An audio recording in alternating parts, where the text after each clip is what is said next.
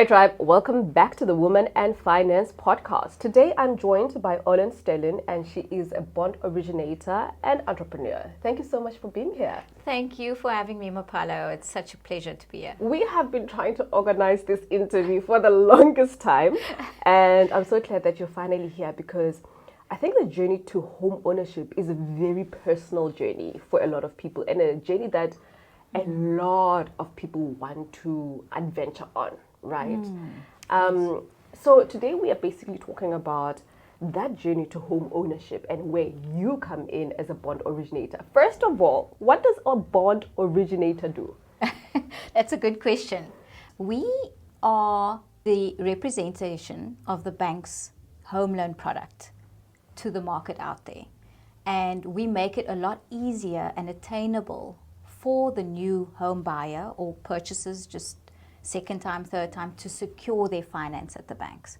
So we are motivated to secure your finance, not only get the approvals at the banks, but also get it at the very best interest rate that you can afford to pay. Absolutely. So what is the difference between a bond originator and myself saying, you know what, I bank with X, I'll ask them for a home loan and perhaps go to the other banks? What difference would it make for me to utilize the services of a bond originator?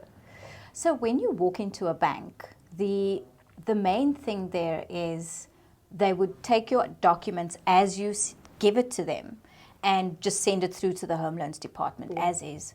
The difference between going to the bank and using me as a bond originator, I would take in your documents, consult with you, unpack your documentation, and actually structure something that ensures we get an optimal outcome at the bank. Yeah, so sort of like preparing someone for that process. Yes. Yeah. So we can even go beforehand and do a pre-approval assessment before actually going through the official process. And we can then, once you sign that offer, go through the motions of securing the best optimal outcome for you. Yes. And not only with your one bank, but we can go to 4, 5 institutions simultaneously. Because a lot of people are just married to their banks and they think, oh my goodness. And I always say, do not be married to your bank. Exactly, because they're not married to you, unfortunately. Exactly, it's a one-sided relationship. And for me, it's such an interesting thing because I see so many people fall into pitfalls of their home journey. And if they end up resenting the process and even the home ownership itself. So for me, I'm kind of sensing that if someone comes to you as a bond originator, you know, you kind of educate them and you make them aware of many other things. So what are some of the pitfalls you have seen with your clients that they have avoided? Or some people, you've seen them gone through the process and my goodness, it's a pain after that. Yes, definitely. You know, they would maybe have gone the direct way of going to the bank, and then they come back and say, but my bank offered me prime, for example. Yeah. And a lot of people know that out there today we can get below prime interest rates. So what we can then do is we use certain motivational factors that we extract from the paperwork and from your profile, because everyone's unique. Yes. Everyone's got a unique story of how the finances come together. There's little aspects that we can take and include, and then we can actually go to the other banks and highlight that and then say to them, this is the value add we're bringing of this client. Look at these aspects, look at these elements of this unique profile, and then give us your very best. But we go out and fight, actually. It's actually rolling up our sleeves and saying, we want the best for the client. What do you get out of it? Because I think the very first thing that people are thinking is, what does Olen get out of it, or her company get out of this? Very good question. And it is a common fact that does sort of almost like deter clients a little bit, because they're like, this is too good to be true. Well, what's happening here, you know? But the banks actually subsidize our fee. So the bank pays us a set fee on registration of the home loan. Yes. And we motivated to secure that commission. Absolutely. But it's in no way passed on to you as that the buyer. Was my question to say. Does it get passed on to me as the client?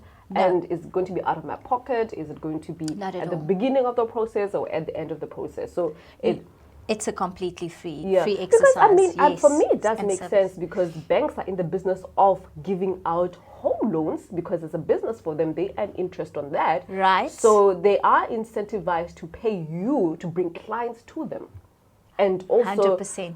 almost qualifying clients because you do most of the education, isn't it? Yes, we do that step by step, and they don't have the capacity or to the manpower and the resources. Because if you think about how the banks are operating or structured, you have a banker and they've got transactional banking accounts, the check accounts, etc., etc. So we actually coming in with that educational part and making it less intimidating for a buyer. And just coming to us in that process, we can assure you of how things will run streamlined. And then by the time you actually buy, it's going to run like smooth like butter. As you want your journey to be to home ownership. Yes. All right. No intimidation involved and things like that. So I love the fact that we've taken care of the sort of the landscape and what it means to go to a bond originator. How does I want to buy a home? What are the first things that you would recommend someone does, even before I come to you, Olen, as a bond originator? What should I be thinking of? That's an excellent question.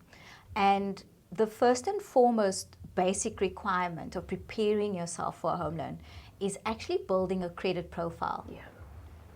And yes, a lot of debt is not a good way to do it, but a little amount of debt is a good way to show the bank that, look, I've opened up a small retail account, I've opened up a small cell phone account, a little credit account, maybe 2 or 3 accounts, and you've been paying that really well, over time, on time, no delayed payments, all of that. So really have your admin up to scratch on that, because sometimes the payments are maybe manual, they're not debit order. So always diarize those payment dates, have them on time, and that score will just build so nicely up.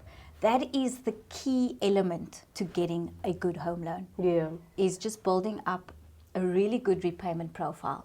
So, saying that, I know quite a lot of people who, are young, just graduated, perhaps this is their first paycheck, and they just want to be a homeowner. They want that apartment. And they haven't had years of building a credit score. Would you advise them to just take a step back, build your credit profile, then come back? Because often they will take a look at you and say, well, you don't really have a credit history, then it impacts on their interest rate that they get offered. That's it. Exactly that. Exactly that. So if we could potentially get a graduate person who's got a degree, secure a home loan, Investec, those kinds of people, privatize their finance options to the graduate programs. So that's a good answer. I love talking to professionals because sometimes I'm actually just delighting in the fact of just knowledge. Yesterday I was telling you that I was doing this podcast. We had a financial planner come in. We had someone come in. It is amazing when you sit with a professional because they just have oversight of some of the things that you wouldn't necessarily have. So, I'm selling Olen right now. Thank you. For me, yes, I know. We talk about those things. Make sure that your credit score is good. Make sure, but you are in the industry. There are things that you will know that I would never, ever think about immediately. So thank you so much for saying You're that. welcome. Yeah, You're that welcome. is very important. It's such a great thing because, at least the banks are actually making room for people that don't have the credit score yet, but the earning potential is there. So they'll overlook the credit score for graduates because you've got a degree and your income is just going to soar, from the time you enter that market, that 100%. Career market. And, and it's a sure thing for the bank. But also, I think, just also touching on that note, it's so important, even when you start studying, open up a bank account. Everyone just needs a bank account. How are you get going a to bank account. Put your allowances in there that your parents are giving you, maybe on a monthly basis. Get that track record. Even if you have that track record, there's something that we can build on. I love that. So I'm going to talk about one which is a gripe for me. If you are a freelancer, Yes. entrepreneur, Yes. doing your own thing, you don't have a pay slip, you don't have an employee-employee relationship, you pay yourself basically. Why is it so hard? You know, this is something that I always battle with, actually, Yes. with the banks. It's Yeah. like, it's that roll up sleeve moment, let's get to work. Yeah. And it is sometimes a short-sightedness, because on the bank's part, Yeah. sorry to say, Yeah. but Yeah. as a self-employed entrepreneur, you are the driver's seat. You are in the driver's seat of determining your income. There's no other exec that's going to come and say, look, I've got to cut you. I've got to resign. You've got to resign, retrench. That's the word, retrenchment. Yeah. Yes. So there's more sort of solidifying, reasons to actually get behind entrepreneurship and get behind the self-employed business, small businesses, etc. But that's a separate topic. I hear you. I'm trailing off. I hear you. So what should I do if I was in the market to buy a property and I'm self-employed, I'm a freelancer, I'm an entrepreneur. What steps should I be considering if I do want to purchase a home? Great question. And it's so important to have your financials documented. Yeah. So get an accountant, a really good accountant that you can work closely with, that can actually help collate your income and expenditures for your business and collate those financial records for you. Yeah. Those records are what is at the core of an application for a home and for a self-employed person. So you may not have a pay slip and you may not have, an employment contract, but your accountant is the key to unlock that door. Yes. Those statements. Yeah, it costs a little bit, but maybe there's some good accountants out there. I think they can give us some payment plans. I'm sure. Yes, absolutely. I've heard of them, and they really are getting behind entrepreneurship, and they see that that kind of support can assist their business. Yeah, 100%. Instead of just giving saying, a big bill, I can't help you, but you can actually work out a payment plan with an accountant. I'm sure that's really great. Yeah. And get those financials going, get that record going, because that's going to really also, speak to the banks. What I love about accountants is that, yes, they'll help you with your audited statements. Yes. But also filing for your taxes, your provisional tax, so all of that, it's handled. It goes a long way because they see, okay, this person actually is a taxpayer. This is how much they've done. With me, I'll give you an example, and this is not even about property, but I think it's related. When I traveled, they wanted all of those statements to make sure that I'm coming back into the country. I'm not going to stay in Europe. Yes, they want you back. Yes, and all the successful people, please do not leave. and my accountants helped me out with all of the required stuff to say, okay, this person actually does make money. This is her statements, and so even for traveling abroad, all of that, it's so just a full circle. Very important. Such a great so asset the banks to have. also want a similar thing. Similar thing, yes. Records. And also for me, what I realized, they want the proof that you're paying yourself. Yes. So you're paying yourself a salary outside, from the business account, if you have a into business your account, personal. into your personal, and it's consistent. Correct. Yeah. Yes. If you can keep that consistency, that is amazing. Yes. That is something that will really help with the motivation of the approval. So if you can maybe set yourself, and that's where chatting to the bond originator also comes into play. So let's just say you would like a 2 million rand property. I can actually work out what that sort of salary that you need to draw out each month will need to be. So it's even best to say, I want to buy a property in the next year or 2 years. Yes. What should I be doing right now, Olen? 100%. You can go as far back as a year and sort of track your tracking that salary, and I'll say to you, okay, right, it's a 30,000 Rand, for example, earning that you'll need to present consistently, and then just track it along and touch in with me, every And 3 to because, 6 months. home ownership is a big deal. It's a massive amount that you're going to be pouring. So you might as well prepare for it. Might as well. Yeah. Preparation leads to success. So 100%. I was talking to someone who, they were talking about buying a property as a couple. Then all of a sudden, the emotions of excitement just overtook them. They went to view 1 or 2. Then they signed on the dotted line. Like all of that. How do you not let how do you not let your emotions get the best of you when you are sort of viewing or are in the market? How do you just kind of say, hey, just whoa? Like pull the reins back. Exactly. I think definitely chatting to a bond originator, sending an email out there, just getting that conversation going. Whilst you're shopping. Whilst and you're also shopping. like just a voice of reason outside of you and your partner, because we'll be so excited. We will just be like, oh my God, did you see the house? We belong here. You see the kids running. You can see the vision playing out, and it's an emotional decision. Because it's your dream that you're living out.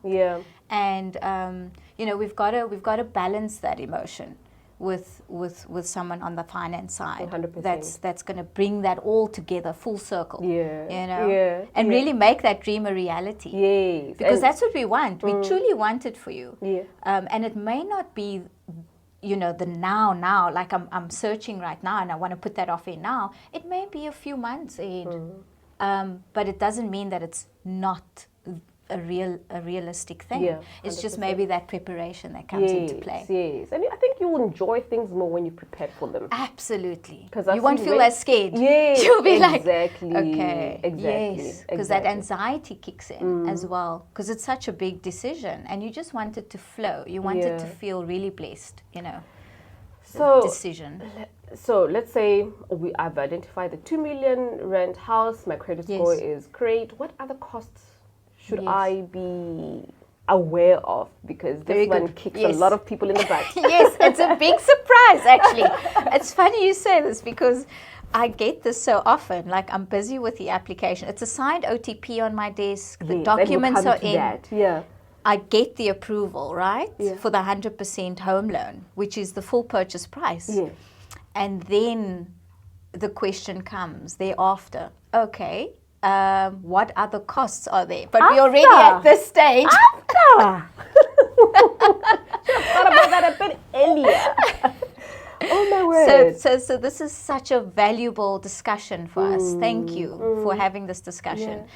Because we want to empower our people. We want to empower them. We want that journey to be seamless and enjoyable. Yes. And so the costs involved, to get back to that, is the attorney fees, right? Those are the transfer and the registration. And we can actually work out at the time that you've started your journey on pre-approving and chatting to a bond originator. I can actually work out for you exactly how much that is going to come to. It's not rocket science. It's not. You can actually work it out. And I'm able to actually get a 50% off as well with the bond registration attorneys that we have relationships with. So yes, it comes out to a really lovely discount. I wish I had met you when we were buying our property, because I did not know that also you can get a discount. For me, I'm a hard negotiator, right? I negotiate everything. I don't care what it is. I will negotiate. So we did get a little bit of a discount, but I did not know that you can go up all the way. Wow. Also, I can get it for you on your second and third, so you're not too late. Don't worry. There we go. There we go. See, just putting it out to the earth that, you know what, I'm going to own that other home that I want. Yes, absolutely. All right. Definitely. Okay. So there's those costs, lawyers and everything, and the bank does not cover them? They don't. They can for first-time buyers. A lot of the banks are going up to between 5% extra to 9% extra on the purchase price. Okay. So we can, as a first-time buyer, and only one of you need to be a first-time buyer. So let's just say your partner purchased before, but you're the first time. We can also motivate that. Eye-opener. That is such a good eye-opener. Oh, wow. I love that as well. Okay. So the banks are actually open to even, the second or the third party being a first-time buyer. Okay, all right.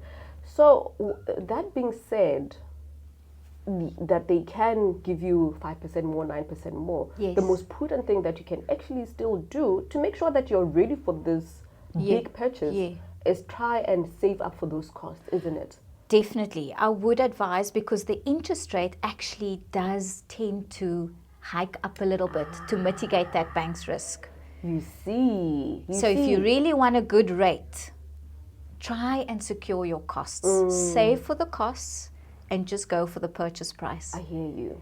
That's where we can actually hit that sweet spot with that interest rate negotiation. Because the bank is now going over that purchase price, for them the risk is higher. And that's where they sort of tend to increase the well, they need to, because it's part of the business model. 100%. 100%. Yeah. I love that. And for me, when it comes to personal finance and all of it's in the details that makes a massive That's difference. it. And I love that you also promote the saving part of things, because I think that will benefit you in the long term. Because remember, the interest rate, it's over 20 years. It's a lot. It's a lot. It's a lot. Compounded. I've done the calculation. You pay double the value of the property. There you go. On the interest, especially if you don't have a deposit, you don't pay extra, you are really making the banks rich. Absolutely. Yeah. So let's talk about a deposit. Would you advise people to have a deposit, or it doesn't matter? Yeah.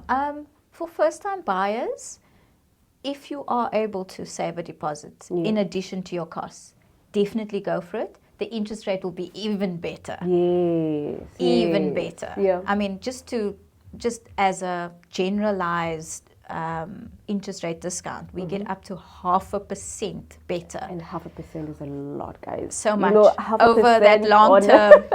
Over that long term, lots of dinner dates, holidays. You could save. Yes. I love that. I actually love the fact that you're making it real. Like 0.5% can actually give you more freedom to do the things that you love as a family, or as someone who just moved into your property. And enjoy life as well as owning. Yeah. So definitely. So I think the message that we're trying to drive through to people is, make sure that you get the best interest rate as much as possible. Absolutely. It will determine the quality of your lifestyle altogether.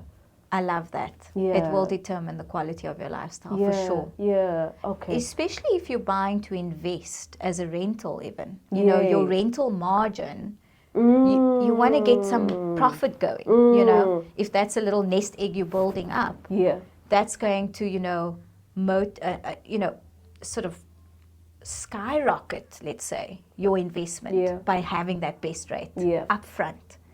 At the start. I hear you. And then your rental income will just start paying off the property and start paying you dividends at the end of the day. Because a lot of much the times quicker. That investment property becomes a pain, because what you're charging the tenant doesn't even cover everything, So a lot of the times people say, oh, well, this property thing doesn't work out. I say, no, it's all in the numbers. It's in the details. All in the details, exactly. So talking about interest rates, I mean, we know where interest rates are.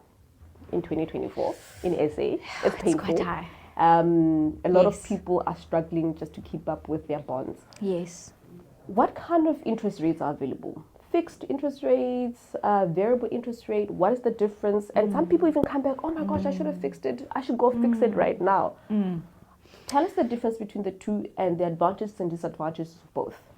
So at the moment, variable rates are the only rates that we can secure upfront when we apply for the home loan, upfront. So we discount as much as we can below the prime rate, which is currently 11.75. So we try and get as low as possible. However, once you start paying off that home loan, the banks are open to quoting a fixed rate option for 1 to 2 years, maybe a 3 years period of time. However, the fixed rate option is always higher. It's going to be much higher than your variable rate. It's going to be prime plus 1. They have to, because they're forecasting their profit margin over the next 2 to 3 years. And, interest rates could go either way. So they've got to play it safe. So they actually... Because they're in the business of making money. So that's it. And I think it's such an important conversation, especially when interest rates were rising and rising and rising. Even is. today, there are still people who feel very jittery. They're like, Yes. oh, Mapala, how do I go back to my bank and fix my interest rate? I said, you're going to fix it at this rate where they're really high. You're going And to... then higher than that, top it up Exactly. on the height. Yes, yes. So They're they're gonna going to actually add something on 1 top of to that. 2%. But once they start going down, hopefully And it's a next cycle. year, it's a cycle. Then It you'll be will. locked in the highest interest rate. You know? You'll be locked in. That's Yeah. it. And you don't want to get locked in on that. I wouldn't advise fixing Same. at the high Yeah, point. yeah. You know, when those- if you could have in during COVID, I was just going to say, you read my mind there. if you could have fixed it during COVID when interest rates were like 7%, That's it. they would have maybe said, okay, 9% to That would have been a good average to lock in at. Exactly. But I Yes. mean, right now, that Right ship has now, sailed. yeah, Yeah. unfortunately. Yeah. Wait for the next round. It's going to come around. Yes. It is a yes. cycle. So there are And do the talks of it math. coming down. And do the math as well to say, okay, what is the risk of me fixing the interest rate at this rate? And if it does go down, what will I be losing out on? And that sort of thing. You know, just Yes, ask yourself questions. yes. Talk to Olen, hash it out, run the numbers. I love numbers. I absolutely love numbers because numbers are not emotional and they never lie. It is what it is. That's it, yes. Yeah. Okay, so let's I talk love about the that. different types of bonds, if we could call them that. So, you know, you hear of access bond. Tell me Yes. the other ones, because Yes. that's the one I know. It's the access bond facility, you're right on Yes. that one. That allows you to pay extra Yes. into your facility by paying that high interest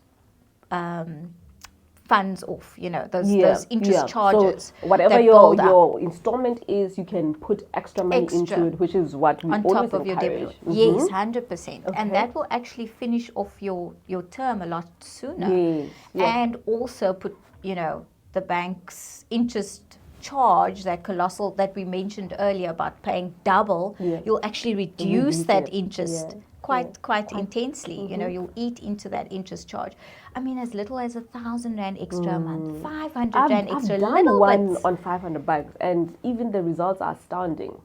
Like you It pay off is your a- bond quicker, like 5 it- years quicker, was Yeah, 5 to 8 years quicker, yeah, just on it's- $500. 500 bucks. It was, I think it was almost 2 years, and you would have saved yourself 200,000 or something Yeah, like that. it's incredible. It is really incredible. It really is incredible once So, you start doing those Once you numbers. start doing that, Yes. yeah. So how does an access bond work? So you can pay extra. Yes. You can pay extra. Mm-hmm. You can also, that extra, in the event of An emergency. an emergency, Yeah. you know, tires need replacing, life happens, Yeah, you know, yeah. you can still access the extra that you've paid in. So it's quite a nice flexi facility. You know, Yes. in the event you need it, or you need to renovate the property, or there's a leak you need to fix, you know, something like that. Because I know even some people put into the access bond, they put the emergency funds, they put Right. kids' school fees, School maybe that fees they're going saved to up. use in the next 2 years or whatever. They use it But as a savings mechanism, So yeah. that at least they're lowering even that interest. They're getting the best of both worlds. Exactly. You're lowering that interest, plus But you're you using still- it as a savings Very pot, good. which you Should can easily really need in an emergency. 100%. Okay, is there any other type of bond? Do they still do like a one-way con access? Or- Those are not available right now Anymore. anymore. Access facilities are granted Okay, from the start, which is fantastic. great. Fantastic. And there's no qualifying criteria for Yes, it. You know, you yes. get it automatically. The only thing you need to remember is that whichever bank we secure that facility with, you have to have a transactional account linked so that it activates the access, so you can do those inter-account transfers in and out through. Yes. So say, for example, you're banking with Bank A, but we get the great rate from Bank B for you. You'll need to open Some sort a of transactional savings or check basic facility with Bank B just to activate that I hear you. access I hear flexi. you. But, I Yeah. mean, it's But not, that's it's not a big deal. it's not a Come big on. deal. Yeah. You guys That's open easy. accounts Easy here with peasy. every other bank any other day. All right. Any other last thoughts around just the home ownership journey? What have you noticed some of the trends in the market? What should people be looking out for? So at the moment, the interest rates are high, as we mentioned. Yeah. If you feel that by chatting to a bond originator, the bond repayment that you're going to be paying essentially for the property price that you're looking to purchase for is a bit too high, keep an eye out for interest rates, on how they're going to come down, because there are talks. In fact, there's one coming up on Thursday. Keep an eye for this week. I don't think to they're see. gonna decrease it They'll just probably yet. just stay the same. Yeah. But I mean, but it's definitely, coming. yes, it is definitely it's coming because when they keep it stable, it is a sign to come. 100%. I'm staying positive on that. I'm crossing my fingers. Don't bet on it, please. but I'm also staying positive. So with regards to, sorry, Mapalo, your question is, the trends at the moment is just keep an eye on your affordability. If I would like people to just be more mindful about their spending habits, maybe. Yeah. Don't go and buy that nice flashy car as you're preparing for your property purchase. Maybe just hold back a bit on your spending, because we love to spend as South Africans. We deserve it all. But I really want us to be, preparing for that dream home and that property, because to you, make sure that you prepare. That's it. And the trends right now, I think, are people doing pre-approvals. It's becoming a good trend, a healthy trend. Yes. To see, okay, where do I stand now? What steps can I take to improve to prepare me for that purchase? And I think that's a great trend to get on, is get a pre-approval going. It's a very confidential assessment. It doesn't go to the banks. It doesn't go to SARS. It doesn't go anywhere. It stays between you and me. We can do the assessment. I can give you the steps on what you can do to improve, to get to maybe the place that you want to be at. Perhaps you're there, you never know. I mean, when I first bought my first property, I had no idea that I could qualify. Until I did my pre-approval, my eyes were open. I was just like, what? I can buy a property? It's because of my spending. I was just spending dinners, holidays, etc. But I could actually get a property. And I was just so astounded. I was like, okay, I'm going to get serious. I'm going to get serious. It's fine. Well, let's buy the property. And there you go. I think that kind of knowledge empowers us. I just love it. 100%. I get excited about it.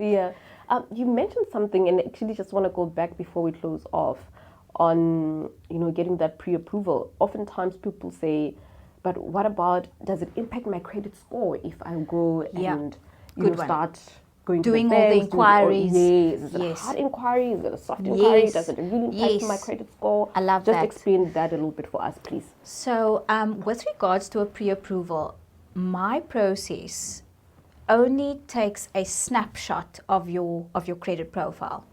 So it is a soft inquiry. It's not something that would lower the credit score or impact the credit score in any way, because us as bond originators, we want you to get the approval. We really want to see that approval process come full fruition.